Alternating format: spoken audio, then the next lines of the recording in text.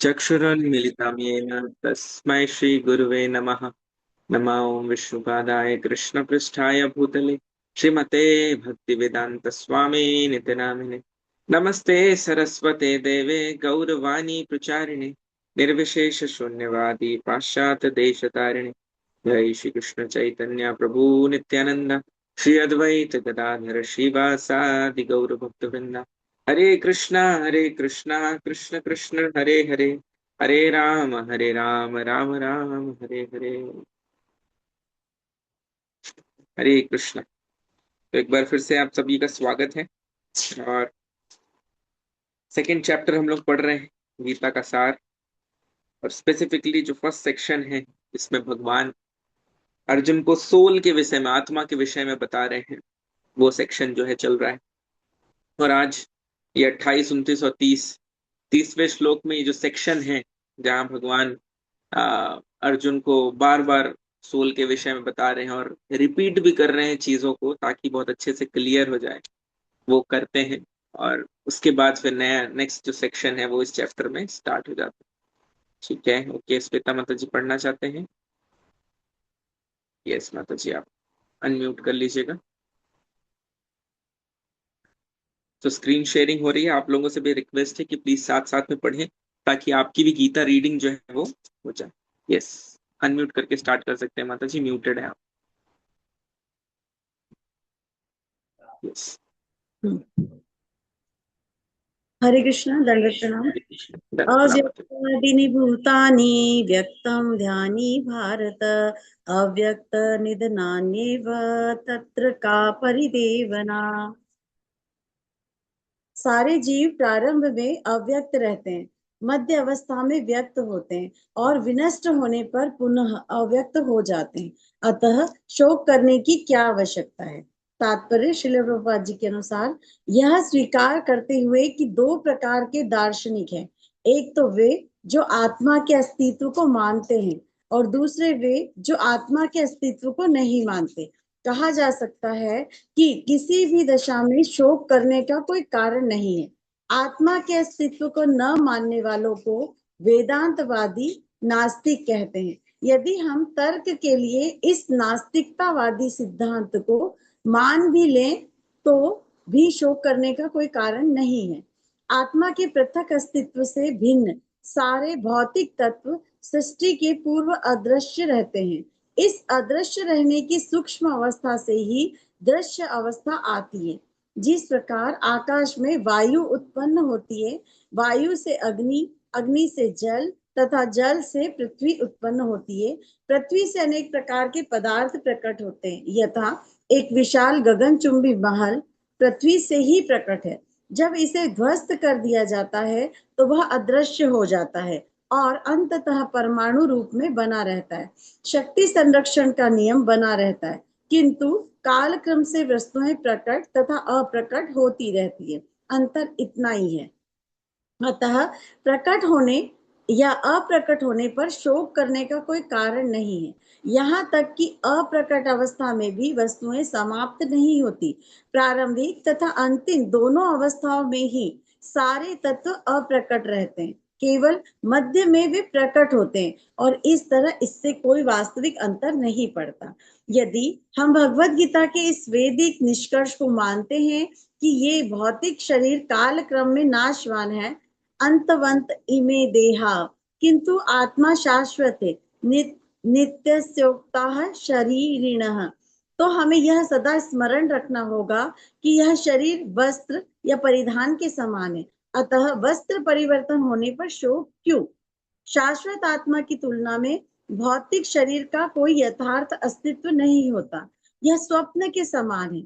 स्वप्न में हम आकाश में आकाश में उड़ते हैं या राजा की भांति रथ पर आरूढ़ हो सकते हैं, किंतु जागने पर देखते हैं कि न तो हम आकाश में हैं न रथ पर। वैदिक ज्ञान आत्म साक्षात्कार को भौतिक शरीर के अनस्तित्व के आधार पर प्रोत्साहन देता है। अतः चाहे हम आत्मा के अस्तित्व को माने या न माने, शरीर नाश के लिए शोक करने का कोई कारण नहीं है। आश्चर्यवपश्यति कश्चिदेनम् आश्चर्यवदति तथैव चान्यः आश्चर्यवच्चैनमन्यः शृणोति श्रुत्वाप्येन वेद न चैव कश्चित्। कोई आत्मा को आश्चर्य से देखता है, कोई इससे आश्चर्य की तरह बताता है तथा कोई इससे आश्चर्य की तरह सुनता है, किंतु कोई कोई इसके विषय में सुनकर भी कुछ नहीं समझ पाते। तात्पर्य, चूंकि गीतोपनिषद उपनिषदों के सिद्धांत पर आधारित है, अतः कठोपनिषद में इस श्लोक का होना कोई आश्चर्यजनक नहीं है। श्रवणयापि बहुभिर्यो न लभ्य शृण्वन्तोऽपि बहवो यं न विद्युः आश्चर्यो वक्ता कुशलोऽस्य लब्धा आश्चर्यस्य ज्ञाता कुशलानुशिष्टः। विशाल पशु, विशाल वट वृक्ष तथा 1 इंच स्थान में लाखों करोड़ों की संख्या में उपस्थित सूक्ष्म कीटाणुओं के भीतर अणु आत्मा की उपस्थिति निश्चित रूप से आश्चर्यजनक है। अल्पज्ञ तथा दुराचारी व्यक्ति अणु आत्मा के स्फुलिंग के चमत्कारों को नहीं समझ पाता, भले ही उसे बड़े से बड़ा ज्ञानी जिसने विश्व के प्रथम प्राणी ब्रह्मा को भी शिक्षा दी हो क्यों न समझाए। वस्तुओं के स्थूल भौतिक बोध के कारण इस युग के अधिकांश व्यक्ति इसकी कल्पना नहीं कर सकते कि इतना सूक्ष्म कण किस प्रकार इतना विराट तथा इतना लघु बन सकता है। अतः लोग आत्मा को उसकी संरचना या उसके विवरण के आधार पर ही आश्चर्य से देखते हैं। इंद्रिय तृप्ति की बातों में फंसकर लोग भौतिक शक्ति माया से इस तरह मोहित होते हैं कि उनके पास आत्मज्ञान को समझने का अवसर ही नहीं रहता। यद्यपि यह तथ्य है कि आत्मज्ञान के बिना सारे कार्यों का दुष्परिणाम जीवन संघर्ष में पराजय के रूप में होता है, संभवतः उन्हें इसका कोई अनुमान नहीं होता कि मनुष्य को आत्मा के विषय में चिंतन करना चाहिए और दुखों का हल खोज निकालना चाहिए। ऐसे थोड़े से लोग जो आत्मा के विषय में सुनने के इच्छुक हैं, अच्छी संगति पाकर भाषण सुनते हैं, किंतु कभी कभी अज्ञानवश वे परमात्मा तथा अणु आत्मा को एक समझ बैठते हैं। ऐसा व्यक्ति खोज पाना कठिन है जो परमात्मा, अणु आत्मा, उनके पृथक पृथक कार्यों तथा संबंधों एवं अन्य विस्तारों को सही ढंग से समझ सके। इससे अधिक कठिन है ऐसा व्यक्ति खोज पाना जिसने आत्मा के ज्ञान से पूरा पूरा लाभ उठाया हो और जो सभी पक्षों से आत्मा की स्थिति का सही सही निर्धारण कर सके। किंतु यदि कोई किसी तरह से आत्मा के इस विषय को समझ लेता है तो उसका जीवन सफल हो जाता है। इस आत्मज्ञान को समझने का सरलतम उपाय यह है कि अन्य मतों से विचलित हुए बिना परम प्रमाण भगवान श्री कृष्ण द्वारा कथित भगवत गीता के उपदेशों को ग्रहण कर लिया जाए। किंतु इसके लिए भी इस जन्म में या पिछले जन्मों में प्रचुर तपस्या की आवश्यकता होती है, तभी कृष्ण को श्री भगवान के रूप में स्वीकार किया जा सकता है। पर कृष्ण को इस रूप में जानना शुद्ध शुद्ध भक्तों की अहेतु की कृपा से ही होता है, अन्य किसी उपाय से नहीं। देहि नित्यं वध्योऽयं देहे सर्वस्य भारत तस्मात् सर्वाणि भूतानि न त्वं शोचितुमर्हसि। हे भरतवंशी, शरीर में रहने वाले देही का कभी भी वध नहीं किया जा सकता, अतः तुम्हें किसी भी जीव के लिए शोक करने की आवश्यकता नहीं है। तात्पर्य, अब भगवान अविकारी आत्मा विषयक अपना उपदेश समाप्त कर रहे हैं। अमर आत्मा का अनेक प्रकार से वर्णन करते हुए भगवान कृष्ण ने आत्मा को अमर तथा शरीर को नाशवान सिद्ध किया है। अतः क्षत्रिय होने के नाते अर्जुन को इस भय से कि युद्ध में उसके पितामह भीष्म तथा गुरु द्रोण मर जाएंगे, अपने कर्तव्य से विमुख नहीं होना चाहिए। कृष्ण को प्रमाण मानकर भौतिक देह से भिन्न आत्मा का पृथक अस्तित्व स्वीकार करना ही होगा। यह नहीं कि आत्मा जैसी कोई वस्तु नहीं है या कि जीवन के लक्षण रसायनों की अंतःक्रिया के फलस्वरूप एक विशेष अवस्था में प्रकट होते हैं। यद्यपि आत्मा अमर है, किंतु इससे हिंसा को प्रोत्साहित नहीं किया जाता। फिर भी युद्ध के समय हिंसा का निषेध नहीं किया जाता, क्योंकि तब इसकी आवश्यकता रहती है। ऐसी आवश्यकता को भगवान की आज्ञा के आधार पर उचित ठहराया जा सकता है, स्वेच्छा से नहीं। स्वधर्ममपि चावीक्ष्य हरे कृष्ण। न। ओके, हरे माता कृष्ण। जी यहाँ 3 हम लोग डिस्कशन कर लें, उसके बाद फिर आगे पढ़ते हैं। जैसा नेक्स्ट सेक्शन स्टार्ट होगा। Thank you so much Shweta माता जी, बहुत अच्छे से पढ़े आप। सो अभी ये जो चर्चा चल रही है, आज आज जो हमने डिस्कशन किया या श्लोक पढ़ा, 28वां, प्रभुपाद जी परपट में तात्पर्य में देखिए इतने अच्छे से चीजों को समझा रहे हैं। एक सिंपल सा उदाहरण कि मिट्टी से ही जो बिल्डिंग है, पूरी बिल्डिंग बन रही, पत्थर हो गया, उससे सीमेंट और वो सारी चीजें बन रही है। पूरी बिल्डिंग बनने के बाद एक स्ट्रक्चर है, एक ढांचा है, उसकी जो भी उपयोगिता हो, और जब वो खत्म हो रही है तो उसके बाद भी वापस क्या हो जा रहा है, जिस चीज से वो बनी मिट्टी हो जा रही। इतनी विशाल गगनचुंबी क्यों ना हो बिल्डिंग्स, स्काई स्क्रेपर, लेकिन जब डिसमेंटल किया जाता है उसे तो क्या रहता है, सिर्फ मिट्टी बचती। तो इसी हिसाब से इस संसार में भी जो ये जो तत्व हैं, अलग अलग एलिमेंट्स हैं, उनसे जो क्रिएशन और ये सारी चीजें होती हैं, वो हो पहले वो तत्व हैं, वो मैनिफेस्ट हुए, उनसे जो है चीजें बनती हैं, उसके बाद वापस अनमैनिफेस्ट हो जाती। इवन जीवों के लिए भी क्या बताया जाता है, जो कि आत्मा है, ने हमने गीता क्लास में भी चर्चा की थी। जीव जो हैं उनको महाविष्णु द्वारा, अब ये शब्द जो लोग सुन रहे होंगे पहली बार, महाविष्णु, उन्हें थोड़ा लग रहा होगा ये क्या है। तो 3 तरीके के विष्णु जो हैं वो होते हैं। एक जो विष्णु नीचे हैं गर्भोदक सागर में, जिन शेषनाग के ऊपर पूरी सारा सिस्टम जो है टिका हुआ है, पूरा ब्रह्मांड का, गर्भोदक सागर में जो है गर्भोदकाशाई विष्णु होते। एक क्षीरोदकाशाई विष्णु होते हैं, जो क्षीर सागर, जो दूध का सागर है, वो ऊपर है। ब्रह्मा जी और सारे देवता जिनका एक्सेस करते हैं वो ये क्षीरोदकाशाई विष्णु।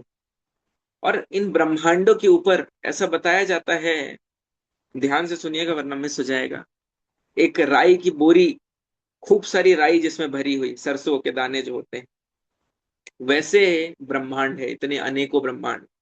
और इन सारे ब्रह्मांडों के ऊपर हैं महाविष्णु, जो कि कारणोदक सागर में लेटे हुए रहते हैं, कारणोदकाशाई विष्णु बोलते हैं। तो अब कारोदकशाई विष्णु जो है, जिन्हें महाविष्णु भी कहते हैं, उनसे ये सारे जीव जो हैं वो निकल के अलग अलग ब्रह्मांड में जाते हैं, और ये क्या है, एक्टिविटीज करते हैं, अपने डिजायर्स के हिसाब से अलग अलग जो कर्म बंधन है उसमें फंसते हैं। अब जब भगवान देखते हैं कि इनको जो आजादी दी, जो फ्रीडम दिया, इसका कोई बहुत अच्छा लाभ उठा नहीं रहे हैं, बस एक दूसरे को परेशान ही कर रहे हैं। आप देखिए यहाँ जीव क्या कर रहा है, हम अपने आप को भगवान घोषित करने में लगे हुए हैं। हर एक दूसरे व्यक्ति के ऊपर हम क्या कर रहे हैं, क्या रौब जमाना चाह रहे हैं कि हाँ भाई हम जो हैं वो पूर्ण हैं और हम हर रूप से सक्षम है सब कुछ करने में, और ये सब चीज में लगा हुआ व्यक्ति, और अलग अलग डिग्री में कर रहा है। उसकी ड्युअलिटी देखिए कैसी है। एक एक लेबर क्लास का व्यक्ति जो कि मजदूर है, वो 600 रुपए के लिए दिन भर हजारों गालियां खाता है, और इतनी गालियां खा लेता है कि उसके बाद उसको पीना पड़ता है, क्योंकि जो रियलिटी है उसकी वो एक्सेप्ट नहीं कर पाता। और घर में आके क्या करता है, पत्नी और बच्चे को मारता है।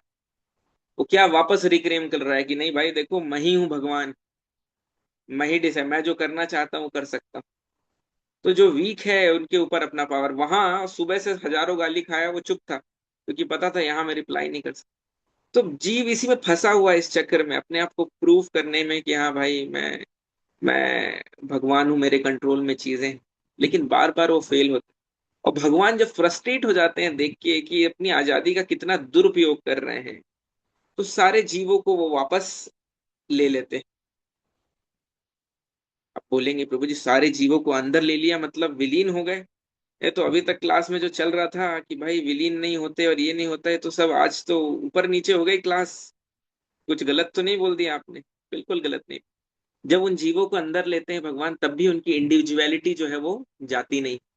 और उनके शरीरों के साथ, क्योंकि भौतिक संसार के तट पे ही है ये, तो उनका सूक्ष्म शरीर जो है, उनके कर्मा जो है बेसिकली वो स्टोर्ड रहते हैं, और जीव जो है वो ऐसे रेस्ट कर रहा है। तो ऐसा बताया जाता है महाविष्णु जो है वो एक बार सांस छोड़ रहे हैं तो अनेकों ब्रह्मांड निकल जाते हैं बाहर, और एक बार जब सांस वापस ले रहे हैं तो सारे ब्रह्मांड, सारे जीवों के साथ ही सब अंदर आ जाते हैं। अब देखिए भगवान का एक बार ये अनुलोम विलोम करना जो है, इसमें कितने ब्रह्मा चेंज हो जाते हैं, कितने बार हमारे घर बन जाते हैं, कितने बार बस जाते हैं, उसका आकलन लगाना असंभव जैसा प्रतीत होता है। और जब फिर रमा देवी जो लक्ष्मी देवी हैं वापस बोलती हैं कि ठीक है, बच्चे शरारती हैं, बदमाश हैं, लेकिन अपने ही बच्चे हैं, इनको फिर से मौका दो, इन्हें फिर से मौका दीजिए। तो रमा देवी की रिक्वेस्ट में भगवान वापस जो है जीवों को रिलीज कर देते हैं। फिर वापस सृष्टि होती है, और सृष्टि के साथ ये सारे संसार में जो जीव रहते हैं, फिर इनके कर्मों के हिसाब से जो सबसे अच्छा जिनके कर्म रहते हैं उन्हें ब्रह्मा बना दिया जाता है। जिनके टॉप मोस्ट कर्मा क्वालिफाई कर रहे हैं, उनके बाद जिनके कर्म है उनको इंद्र बना दिया जाता है।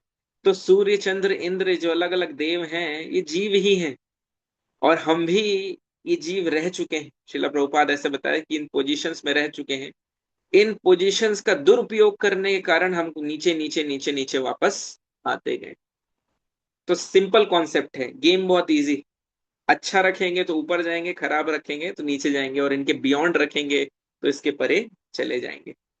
तो ये प्रयास जो है वो करना है कि हमारे कार्य ऐसे हो।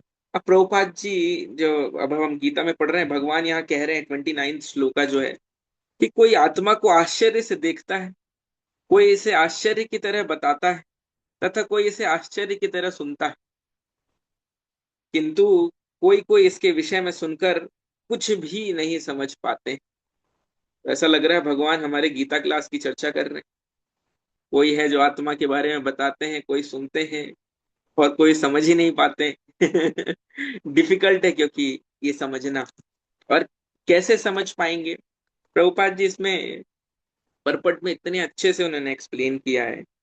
विशाल पशु, विशाल वट वृक्ष एवं एवं 1 इंच स्थान में लाखों करोड़ों की संख्या में उपस्थित सूक्ष्म अ, कीटाणुओं के भीतर अणु आत्मा की उपस्थिति निश्चित रूप से आश्चर्यजनक है। अब आगे का लाइन जो है वो और इम्पोर्टेंट है। अल्पज्ञ तथा दुराचारी व्यक्ति अणु आत्मा के स्फुलिंग के चमत्कारों को नहीं समझ पाते हैं। तो अल्पज्ञ तथा दुराचारी, सिर्फ अपना जो वेश है हम ऐसा रख लें कि वो आध्यात्मिक, उससे हम आध्यात्मिक नहीं होने वाले। ये एक बहुत छोटी स्टोरी से हम लोग समझने का प्रयास करेंगे। श्रील प्रभुपाद सुनाते थे ये स्टोरी कि एक मोची था और एक ब्राह्मण था, और दोनों, नारद मुनि उनसे मिलते हैं, और दोनों एक ही सवाल पूछते हैं। मोची भी पूछता है कि मैं, मेरी मुक्ति कब होगी, और ब्राह्मण भी यही पूछता है, मेरी मुक्ति कब होगी, आप तो स्वयं भगवान नारायण से मिलते हैं, जरा उनसे पूछिएगा। और जब नारद मुनि जाते हैं, पहुंचते हैं, नारायण नारायण, तो भगवान से उन्होंने पूछा कि भाई 2 लोग हैं जो पूछ रहे हैं कि उनकी मुक्ति कब होने वाली है, कब वो आपके पास आने वाले हैं। तो भगवान ने बोला, ये जो मोची है वो तो इस जीवन के बाद मेरे पास आ जाएगा, लेकिन वो जो ब्राह्मण है उसको कई कई जन्म लगेंगे। तो नारद मुनि परेशान हो गए। ब्राह्मण तो भाई त्रिसंध्या का पालन कर रहा है, दिन में 3 बार स्नान करता है, आपको सब कुछ ऑफर कर रहा है, सारी चीजें कर रहा है, और वो कब आने वाला है, अनेकों जन्मों के बाद। और ये जो जूता सिल रहा है ये इसी जन्म में आने वाला है। नारद मुनि ने बोला, भगवान ये बात जो है कुछ पची नहीं, कैसे समझूं मैं इसे। तो बोले, समझने का एक सिंपल उपाय है। आप जब नीचे जाओ तो इन दोनों से एक ही बात कहना, ये आपसे जरूर पूछेंगे कि भगवान क्या कर रहे थे ऊपर, और आपको सिर्फ इतना बताना है कि भगवान सुई की जो नोक होती है, आंख बोलते हैं जिससे, जहां से धागा डालते हैं, तो बोले वहां से हाथी निकाल रहे थे। बस इतना ही आपको बोलना है और आपको उत्तर मिल जाएगा। गए नारद मुनि ब्राह्मण के पास पहुंचे और पूछे, क्यों नारद मुनि, आपने सवाल पूछा कि नहीं, और भगवान क्या कर रहे थे। तो बोले, भगवान सुई जो है उसमें से हाथी निकाल रहे थे। तो ब्राह्मण बोलता है, क्या बकवास करते हैं आप, तो महर्षि श्रेष्ठ समझा था मैंने, क्या आप बात कर रहे हैं कि हाँ सुई की नोक में से एक भाई कभी हाथी निकल सकता है? असंभव। और ये बोल के नारद मुनि वहां से चले जाते हैं।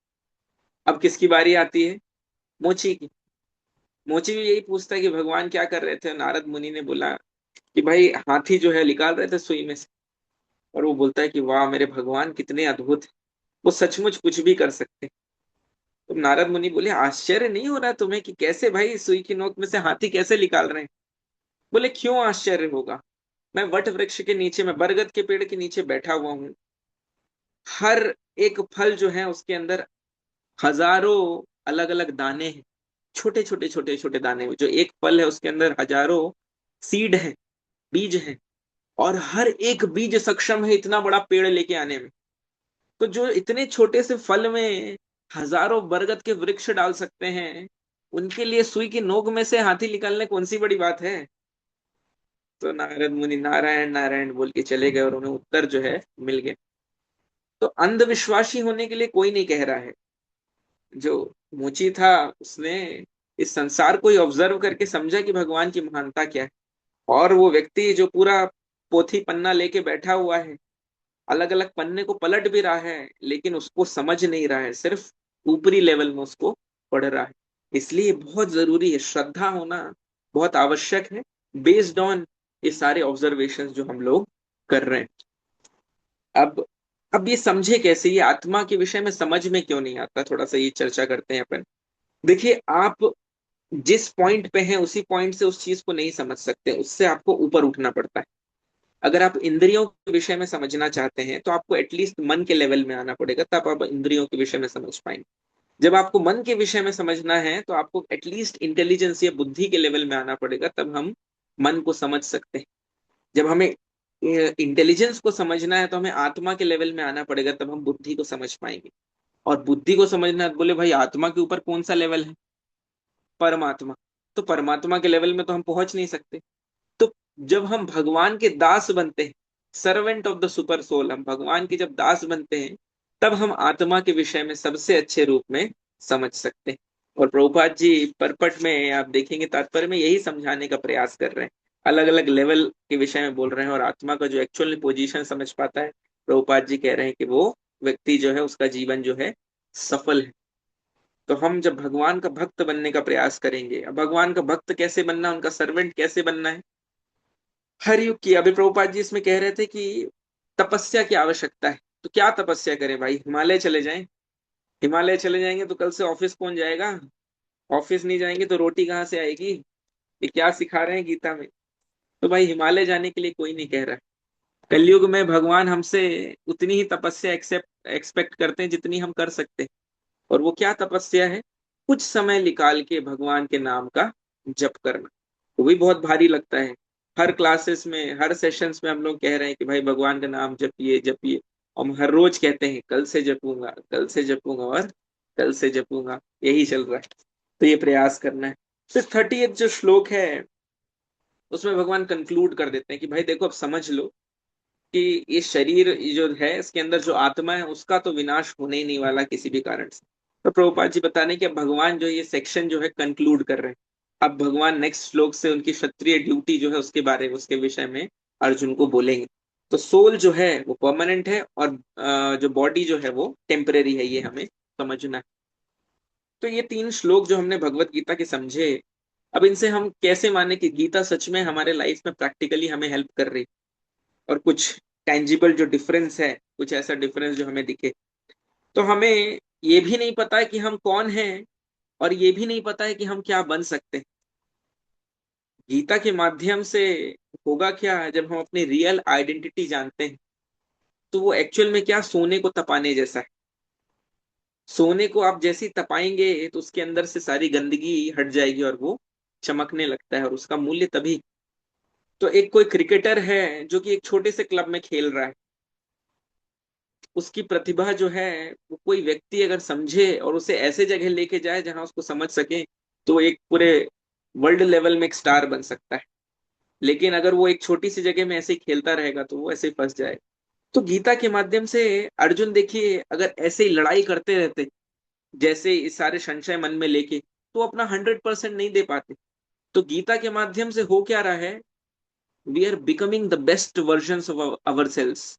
हम अपने ही सबसे बेहतरीन जो वर्जन है वो बन रहे हैं गीता के माध्यम से। और जैसे ही सारी इम्प्योरिटीज हमारे अंदर से हट जाएगी, हम समझ पाएंगे कि हम सोल हैं और ये आत्मा के लेवल में चीज नहीं हो, तो हम इंद्र तृप्तियों में बस ना फंसे रहेंगे। फिर जब हमें काम करना है हम काम कर सकेंगे, हमारा माइंड कंट्रोल्ड रहेगा। ऐसा नहीं कि उस समय हम वेब सीरीज देख रहे हैं, और ऐसा नहीं कि भाई जब हम एंटरटेनमेंट के टाइम है तो उस समय हमें सताए कि अरे बाप रे ईएमआई आने वाली इस महीने की, अब क्या होगा। तो जिस समय जो कर रहे हैं हम वो कर पाएंगे, और ये अशुद्धता जैसे ही हमारे जीवन से निकलेगी, मटेरियली मतलब भौतिक स्तर में भी हम बहुत अच्छा परफॉर्म कर पाएंगे, और आध्यात्मिक स्तर में भी हम बहुत अच्छे से परफॉर्म कर पाएंगे। तो ये समझना बहुत आवश्यक है। और ये शरीर जो है आत्मा के लिए सिर्फ फॉरेन नहीं है, फॉरेनर नहीं है, एलियन के जैसा है। अब फॉरेनर और एलियन में क्या फर्क होता है? फॉरेनर, उसकी चमड़ी जो है उसका रंग अलग होगा, उसके खाने और खाने की पदार्थ जो हैं थोड़े से अलग रहेंगे, लेकिन रहेंगे यही सारी चीज। वो हमारे जैसे ही सांस ले रहा है, हमारे जैसे ही सो रहा है और सब कुछ कर रहा है। लेकिन जो एलियन है, एलियन एग्जाम्पल के लिए समझ रहे हैं, उसका खाना भी अलग होगा, रहने का स्टाइल भी अलग होगा, सब कुछ अलग होगा। तो उसी हिसाब से शरीर क्या है? असत, अचित और निरानंद।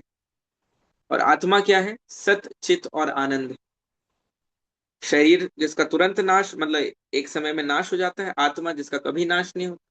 आत्मा जिसके पास पूर्ण ज्ञान है, शरीर जिसके पास ज्ञान नहीं है, अज्ञानता में फंसा रहता है। और शरीर जिसमें निरानंद है, और आत्मा जिसमें पूर्ण आनंद है। तो ये डिफरेंस है। तो जितना हम सोल के लेवल में रीराउट कर पाएंगे अपने आप को, उतना ही हमारे जीवन में हम बेस्ट परफॉर्म कर पाएंगे। तो ये जो सेक्शन था गीता सार का, भगवान ने ट्रू आइडेंटिटी जो है अर्जुन की, और अर्जुन के माध्यम से हम सब की, कि हाँ इस विषय में सोचो, आत्मा के लेवल में सोचो, ताकि आत्मा के लेवल में आप कुछ ना कुछ कार्य करना शुरू करेंगे, प्रारंभ करेंगे। ये स्टार्ट होता है। नेक्स्ट सेक्शन जो स्टार्ट होगा वो हम लोग क्योंकि आज फ्राइडे है, सैटरडे संडे मंदिर में क्लासेस होती, यूथ्स जो है उनके लिए सैटरडे इवनिंग, एंड बाकी सब जो है उनके लिए संडे इवनिंग होते हैं। तो कर्मा इन डेप्थ टॉपिक हम लोग डिस्कशन करने वाले हैं उसमें। आप लोग देख रहे होंगे कैसे यही सारे टॉपिक्स जो हैं गीता कोर्स में एक थीमेटिक वे में सारी चीजें दी गई, और हम लोग साथ साथ में इसको इन डिटेल पढ़ रहे हैं। तो आशा करते हैं आप लोगों को चीजें समझ में आ रही होंगी, और नहीं भी समझ में आ रही है तो परेशान होने की जरूरत नहीं है, कॉन्सेप्ट्स धीरे धीरे रिपीट होंगे तो हमें समझना पड़ेगा। ब्रह्मा कैसे बन सकते हैं? क्यों बनना है तो? तो जिस जीव के सबसे अच्छे कर्मा रहेंगे इस पूरे भौतिक ब्रह्मांड में, जो फर्स्ट पोजीशन आता है, उस जीव को यह अधिकार मिलता है। और ऐसा नहीं कि भाई हाँ कोई नहीं मिला तो ना मामा से काना मामा अच्छा, ऐसा नहीं करते भगवान। जब देखते हैं कि कोई भी जीव क्वालिफाइड नहीं है, एक एक एक लेवल तक होना चाहिए, तब आप ब्रह्मा का पोजीशन ले सकते हैं, क्योंकि आप सृष्टि करता हो। तो भगवान स्वयं ब्रह्मा का रूप ले लेते हैं। तो ऐसा भी कुछ ब्रह्मांड में होता है। हर हर ब्रह्मा के पास अलग अलग नंबर ऑफ सिर है। हमारे पास जो ब्रह्मा है वो चतुर्मुखी ब्रह्मा है, 4 सर है उनके। कहीं 20 सर रहते हैं, कहीं 25 सर रहते हैं, कहीं 50 सर रहते हैं, कहीं 100 सर रहते हैं। तो जितना बड़ा ब्रह्मांड है, जितनी बड़ी उनकी सेवाएं हैं, उतने सर उनके रहते हैं। सो आएंगे उन सब में भी चर्चा करेंगे। अभी कंफ्यूज मत होइए, बोले हम लोग अपना एक सर नहीं संभाल पा रहे हैं। 25-50 सर लेके क्या करेंगे? ठीक है। श्रीमद् भगवद गीता की जय, जगत गुरु शिल प्रभुपाद की जय। Thank you so much devotees. Hare Krishna.